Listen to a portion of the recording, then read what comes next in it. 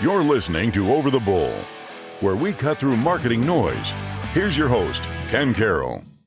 The wheels are coming off the bus. Are you still hanging on to some old techniques that are dying a quick death and no longer a slow death?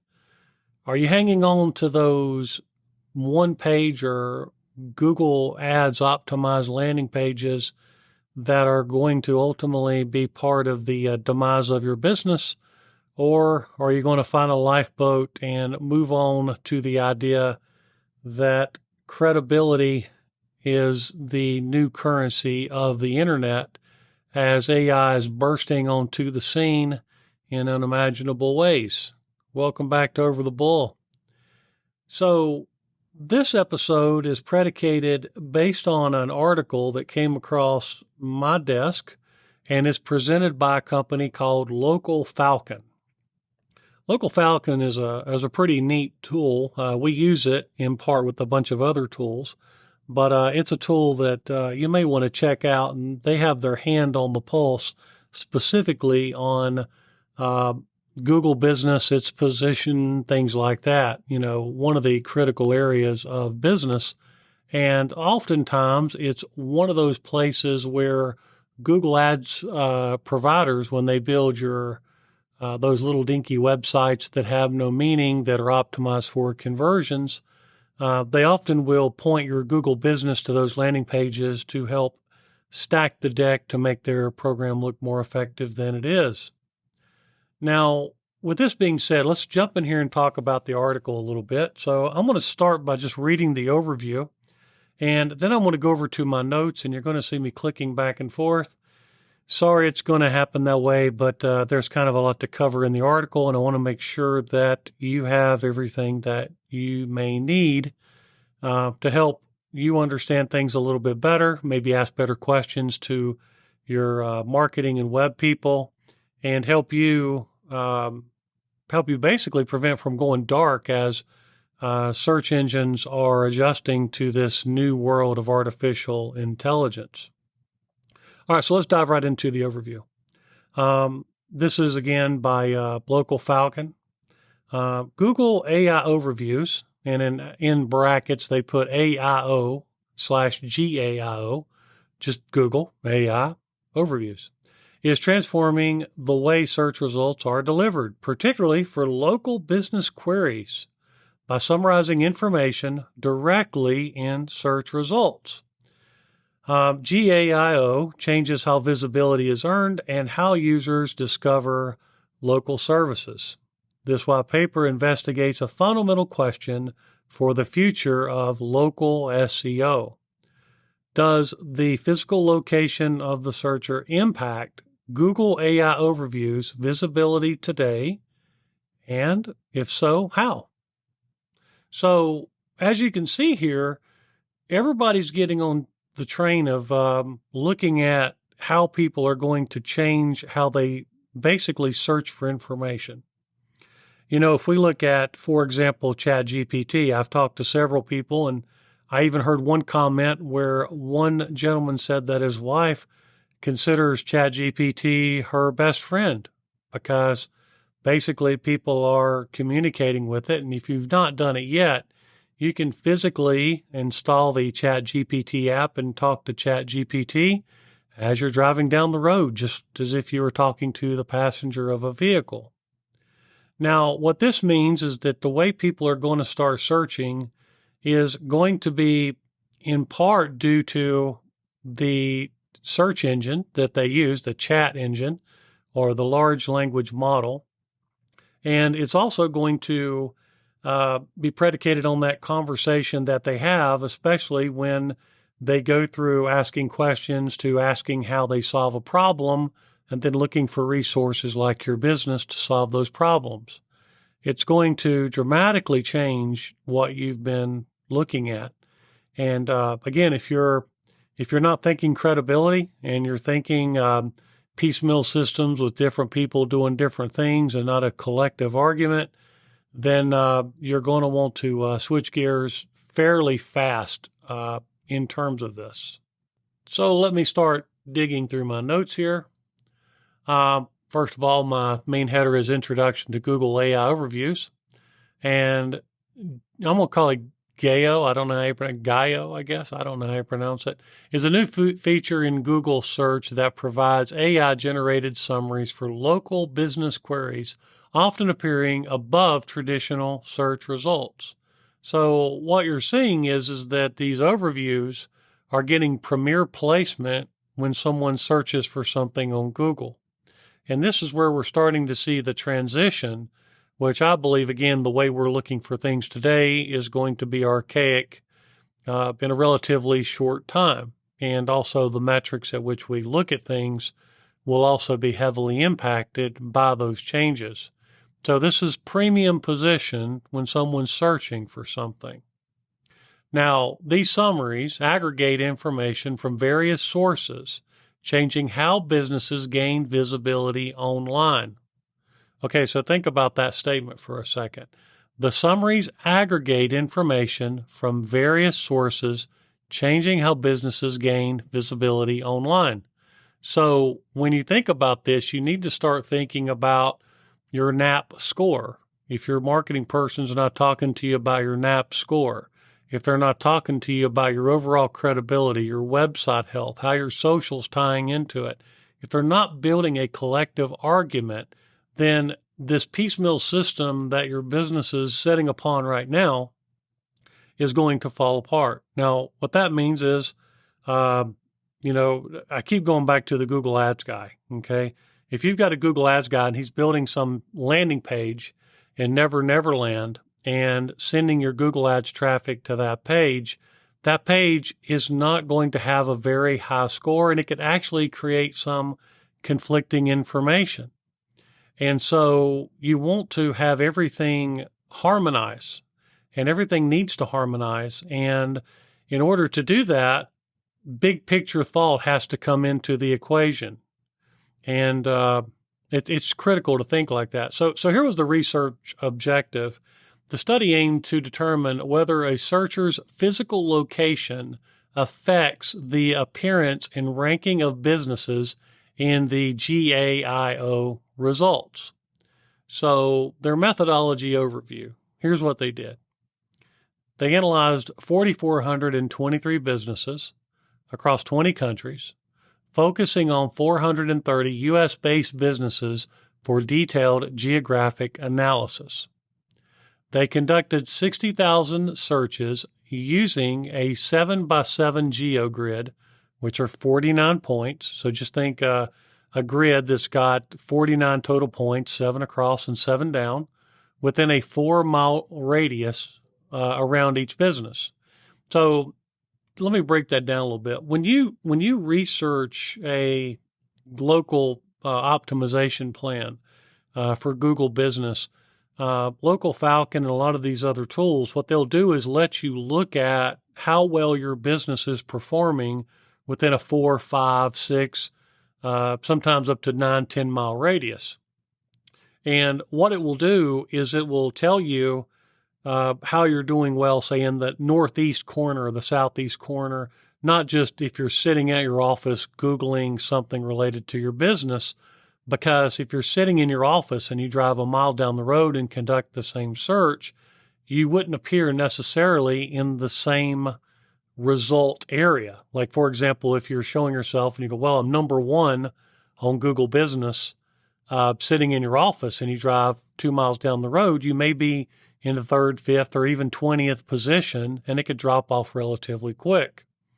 And so what these tools do is they specialize in building these GeoGrids and kind of giving you a snapshot as to how strong your business is within those particular radiuses. And in this case, it was a 4-mile radius around each business. Now, they generated 7 types of queries per business, reflecting various user intents, such as informational, transactional, etc. So let's break that down a little bit. So when people are looking for products and services, they typically look in different points. Now, you may hear this called the funnel. You may hear it called sales funnel, and some people refer to it as an ecosystem. But basically, it's people go to different points within the buying cycle, mainly looking for either information or to actually make a purchase. Now, most people obviously want to be at the point of acquisition, which is lower in the funnel and closer to that point of purchase. But sometimes injecting yourself into the informational area, which is traditionally considered higher funnel information style questions, they typically would not cost as much because they're not as valued as much. And then if you built your content correctly, you could help filter people down from a higher funnel informational intent to a transactional point. And then you can compare that with paying for lower funnel, usually higher cost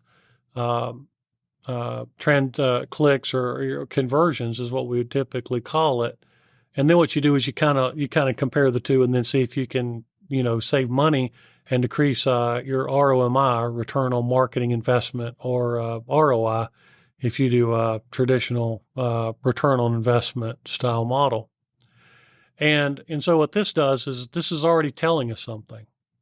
So if you could imagine, a lot of times when you do traditional search, what you'd do is you would sometimes start off by looking for something general, shoes. And then as you do more, you start looking for a specific type of shoe. And then once you do that, then you look for a shoe that you can purchase. And so you go from information to transaction. Now, when people are using these large language models like ChatGPT or AI, whatever you want to call it, what they're doing is they're kind of mix mashing this whole concept that was traditionally different queries altogether in different spaces. But now what you're going to see is that people are now asking these large language model questions and then asking their input as far as transactions. And so what you're going to start seeing more and more are a muddiness between the information and the transaction. And what that means is it's important to know how to inject yourself and create content that can bring you into different places within the information and transactional spaces. And so that's a lot different than what we traditionally look at in ways from a marketing standpoint. So moving on, the queries were executed on both desktop and mobile platforms to capture device level differences. And that's another key point too. You do want to make sure that, they're just covering all their bases, looking at different devices. All right. So here were the findings in the article. Searcher location impact. Proximity has a minimal effect on whether a business appears in the GAIO results. While closer businesses are slightly more likely to appear, proximity doesn't significantly influence ranking order once included. Now, query intent matters. So we'll talk about this in a second. GAIO results are more prevalent for informational queries than for transactional or navigational ones. So query intent matters.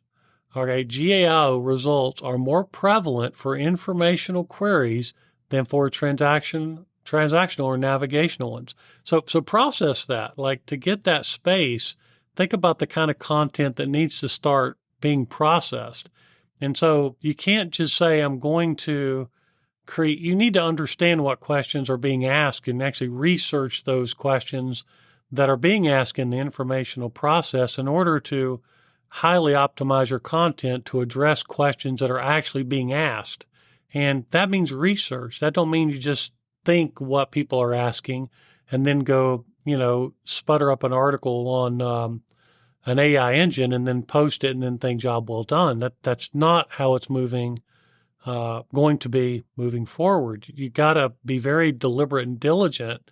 Remember, busy work is not, it's not necessarily going to get you over the goal. It won't get you over the goal anymore. It'll make your marketing people look as though they're doing more work, but in reality, it's not going to get what you need to get unless you get that research done first. And so content quality over proximity. Okay, so content quality over proximity. So what they're asking is the content, the quality of the content is over the location. So think about that with Google Business. GAIO emphasizes authoritative, structured, and intent-aligned content over mere geographic closeness.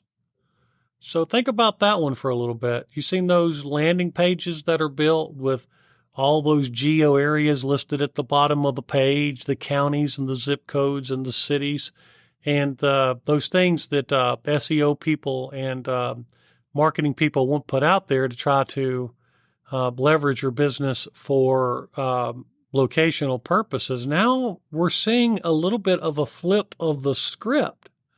And so if you're seeing all those locations at the bottom of your web page, or you're seeing all these things being built, you need to go back to your person and say, okay, what does this look like in regards to GAIO? What are you doing here? And what is your intent overall that would align not just with my local SEO, but my overall SEO plan and my overall marketing plan? How does that impact everything? And so as you can see, they're waving a flag here, and they're kind of saying, guys, you might want to start thinking about this. So what are the implications for local SEO?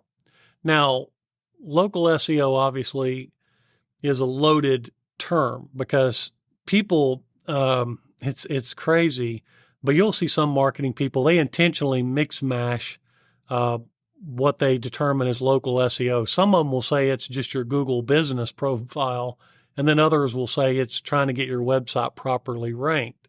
So you need to get a clear definition of local SEO. But here's what they're suggesting: a shift in optimization strategies. So traditional SEO tactics focusing on proximity need to adapt, prioritizing high-quality content that aligns with user intent. Okay, that's a mouthful, but let's process that a little bit. So traditional SEO tactics, focusing on proximity, meaning they're really hyper-focusing on area, that needs to be adapted. And they need to start prioritizing high-quality content, not just writing a bunch of blather based on a keyword, or writing based upon a conversation they're having with you, but based upon research data that they can show you is high-quality content that aligns with the user intent. What is the user intending to do with their search? What are they looking for? What are the questions that they're asking? And then how do you build that content in a way that's meaningful to where when these large language models or AI models start picking up and they want to find information, how are they going to pull up your information versus someone else's?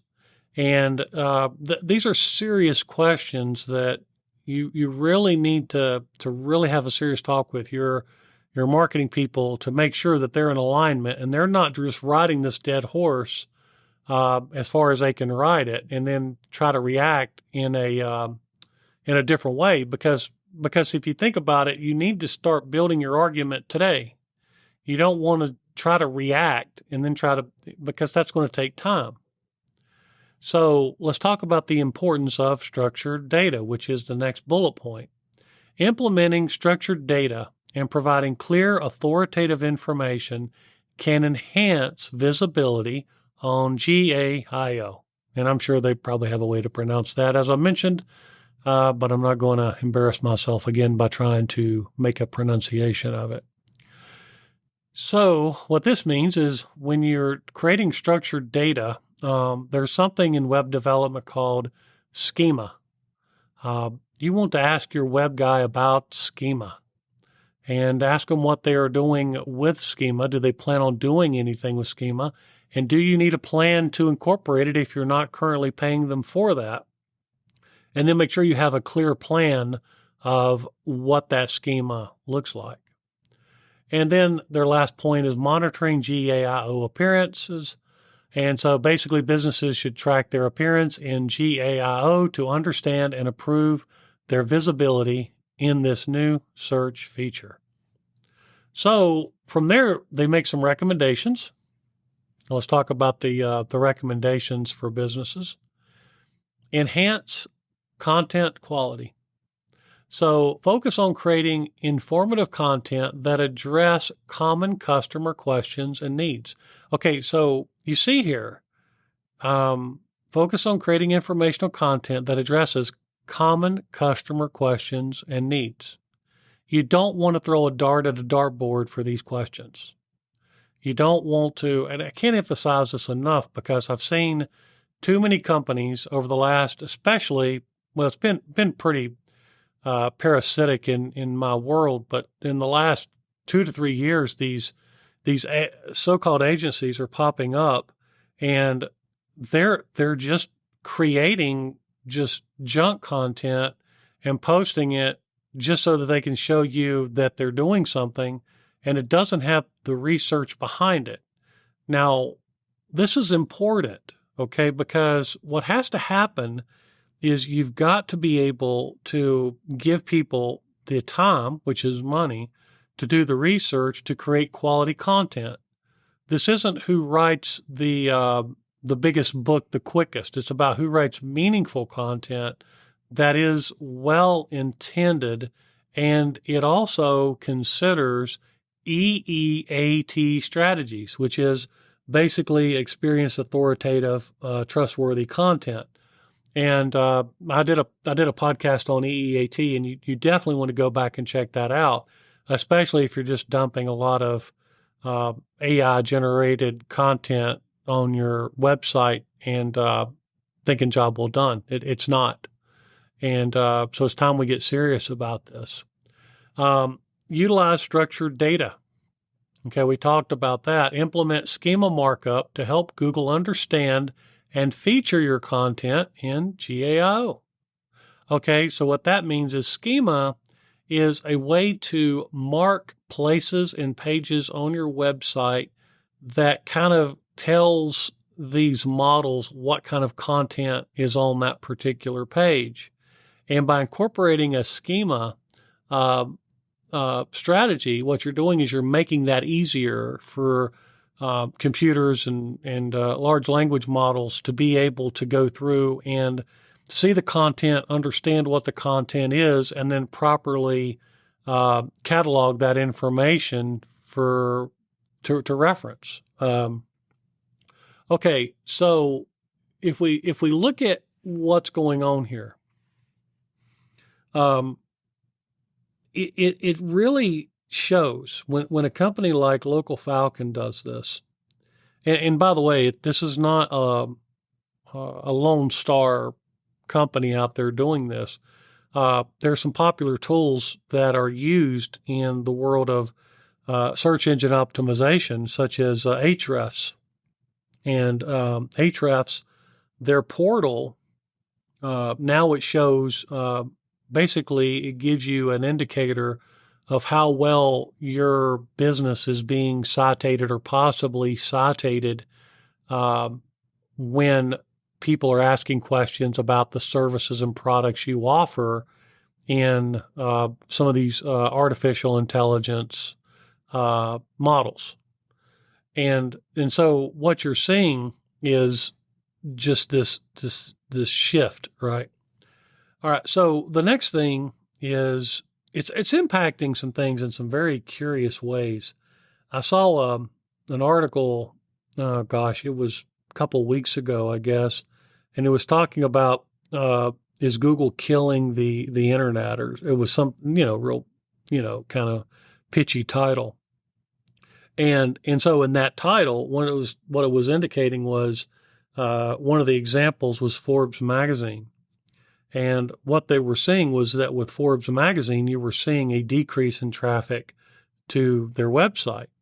Now, the reason that you were seeing it, or the argument from the article, from what I remember, was that because large language models are pulling up the cliff notes or the synopsis or the reference material from, say, Forbes or one of these other websites, what it's doing is it's putting the conclusion or everything that they need into the chat. And so therefore people no longer need to visit the website in order to get the information. So basically they cut out the middleman, right? They're just asking these artificial intelligence models questions, and is pulling the meat and potatoes from the websites, publishing it directly in the chat.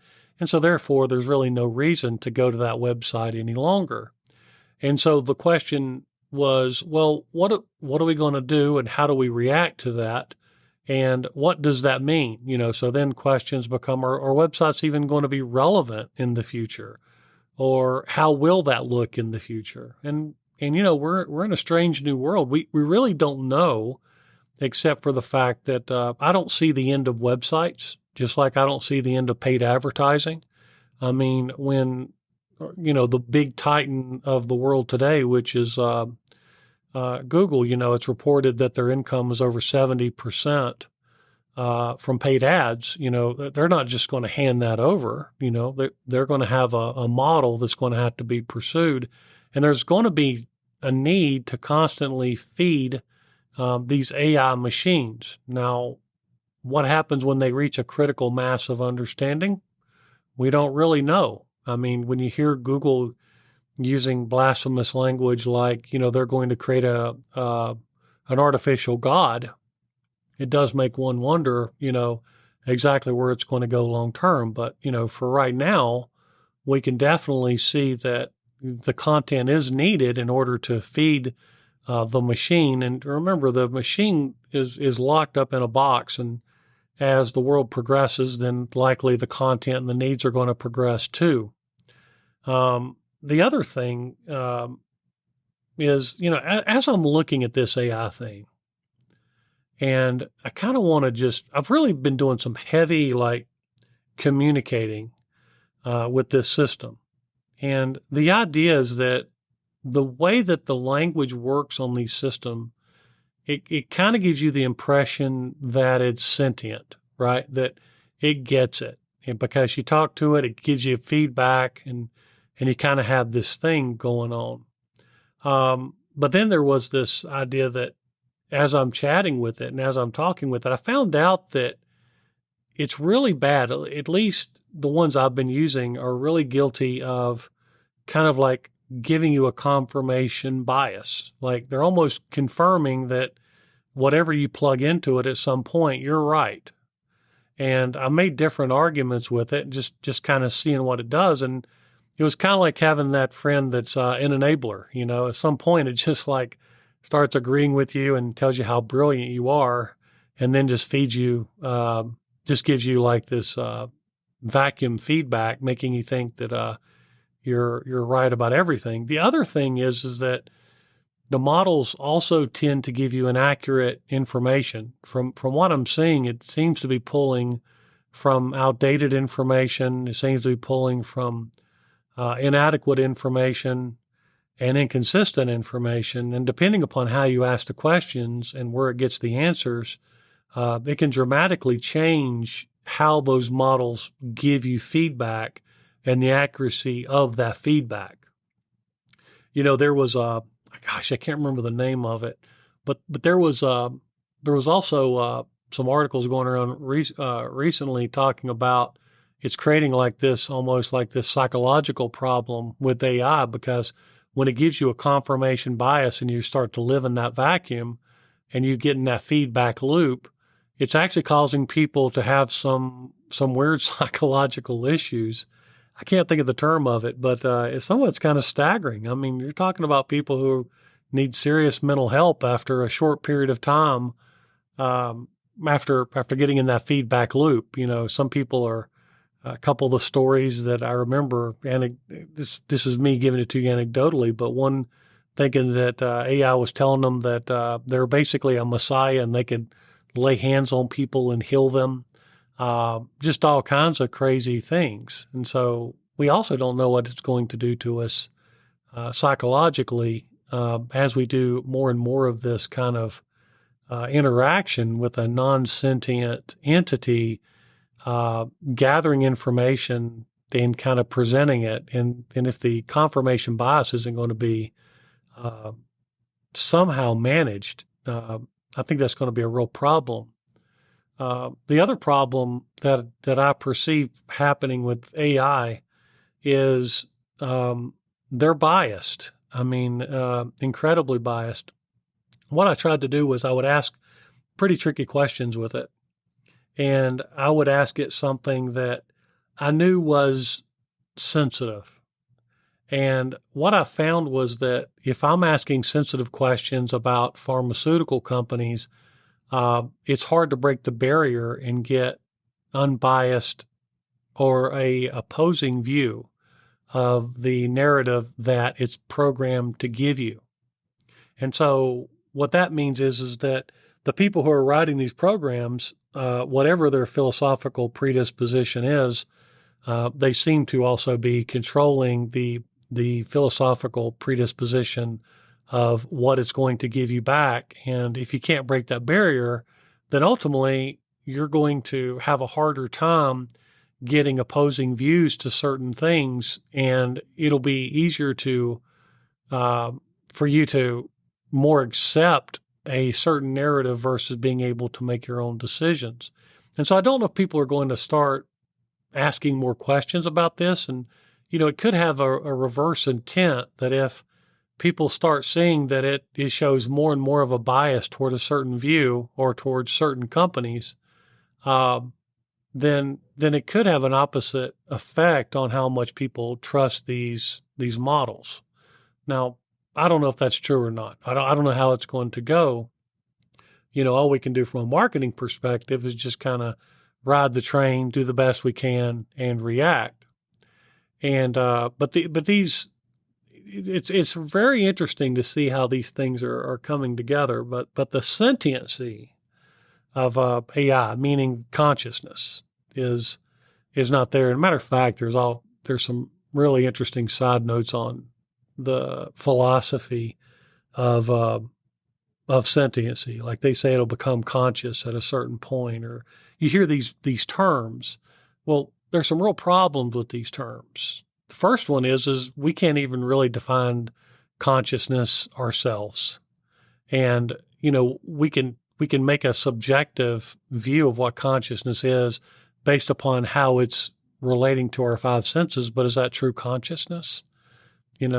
Likely not.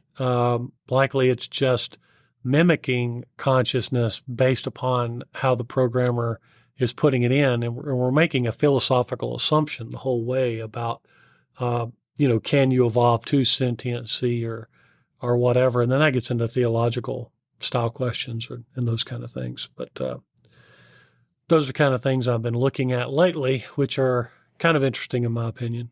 So when we get back to the marketing leg of it, and we see that the way it's going, and we don't know everything. We really don't. We don't know how this is going to be received. I mean, one of the things that I've seen from the younger generation especially is they've become more aware of when an image is generated by artificial intelligence. They're able to detect whether or not that is AI generated just by looking at it. And so we're seeing some signs that some holes in the game, but it could just be it's really new on the market and everything, and I'm sure it's going to adapt and get better. But I know when I try to use AI to generate images or something like that, typically it's impressive from one standpoint, but from a commercial application standpoint, it seems to be less viable unless I give it like really specific directions where I'm putting in sketches or doing some things that already kind of give it kind of a real big clue, rather than just, feeding it a bunch of prompts and getting what I want. Sometimes it does work a little, in ways, and other times it doesn't. So to kind of wrap up here, get back to the marketing leg of things. There are a lot of businesses that are not prepared for what's going to happen. they've built their models either hyper focusing on one thing and not really understanding the other 99 pieces of a puzzle that go into a business, or their model is designed specifically to isolate certain things in order to generate more revenue for their company. Like, for example, not being able to properly nest content onto a website kind of forces them, their customers, to use their inadequate web development practices. But it's done intentionally for the good of that particular company because they're trying to generate more revenue. They're not really thinking outside of that. For the freelancer, freelancers are all over the map. Some of them really try to do a good job, and others, they just slap together a template, upload it to some cheap hosting, and throw together an about page and a service page and a whatever page, and then send you off selling as they collect their check and look for the next guy. And then other ones have those real conversations, those harder conversations where you talk about what really goes into internet marketing and all the factors that go into it and the cost associated with it, the cost of learning, adapting, growing, and also the fact that it never, ever stops. I mean, we have clients that have been with us forever, and the marketing never changes. I mean, I can think of one company. We started with them years ago, and there wasn't that much competition. It's a charter company, and they didn't have that much competition. They were the best game in town. You fast forward, 5 years, 6 years, and we're at where we're at today. And now they're oversaturated with clone style companies offering the same style service. And but they don't. But they present it on the internet as though they do. And so we had to carve out a niche in order to explain the differences between the companies, the experience, the high level of reviews and the number of reviews, and carving out a brand new niche for this one particular company. And we do the same thing across the board for everyone. We work with franchises. Each franchise location is different. It varies based on the competitive nature of the market, how people look for things. Just a lot of different factors go into it. And so if you got that person that you love, that's doing one thing that you really like paid Google ads, but they're not part of the big picture, then you've got some serious decisions to make. And Local Falcon is raising the flag. They're saying, hey guys, look over here. This is serious. You want to start thinking about this, and you want to start reshaping how you're generating content to feed those large language, non-sentient models with information that it considers trustworthy enough to put its reputation to when someone searches for a particular thing. And that's also known as intent. And that's where you got to be with this thing. Okay, guys, thank you so much for jumping into Over the Bull. Thank you for attending this week. I really do appreciate it. I'm looking at the numbers. We're growing every episode. And I just find that really encouraging, because that tells me that there are so many of you out there that I meet with, like people I meet with every week, who own businesses. They don't know who to trust. They don't know if their person's doing the right job. They don't know if they're moving in the right direction. They don't know if it could be better. And on the other side of the gamut, they're also still answering those darn cold emails. Oh, by the way, let me go ahead and pull something up here real quick. I want to give you a little bonus. I was going to actually save this for another podcast. But I want to do this just because I think it would be interesting for you to know. Let's see here. So you're getting me a little bit unplugged here, because I'm just going to kind of wing this. So this was kind of fun for me. So I got an email and I'm sure you get these. This is an email that was solicited from, it was a cold email. And I've been getting a lot of these lately. And they're just like, it's an email and they're just talking about, trying to build me up. And, they're using that whole psychological strategy of telling you how great you are and how awesome your website looks. And by the way, for any of you who think your branding is great because everybody tells you it's great, no one ever tells you your branding's horrible. A lot of times it's just a compliment or they're just saying something. So you can have really bad branding but still get compliments on it, or other experiences too. But anyway, this particular person wrote me this email, and they talked about, am I interested? Here it is. Am I interested in acquiring your company because your tailored strategic solutions position you as a leader in advanced digital marketing and web development? And then it asked me, do I have 10 minutes for a quick chat next week? So if we look at it, we start to see this whole thing here, right? So generic praise without any really details, or just trying to, blather, those kind of things. And then if we move on down a little bit, then they have a very generic business name they're using. And, it sounds legitimate. Like they'll use the word like holdings or unite or, words like that. And then you look at the emails, they're suspicious, 10 minutes to chat. So, they're trying to opt in and tell me I'm awesome. They're part of a group and they're just buying up companies, which I wouldn't sell Integris anyway. So it's silly to me.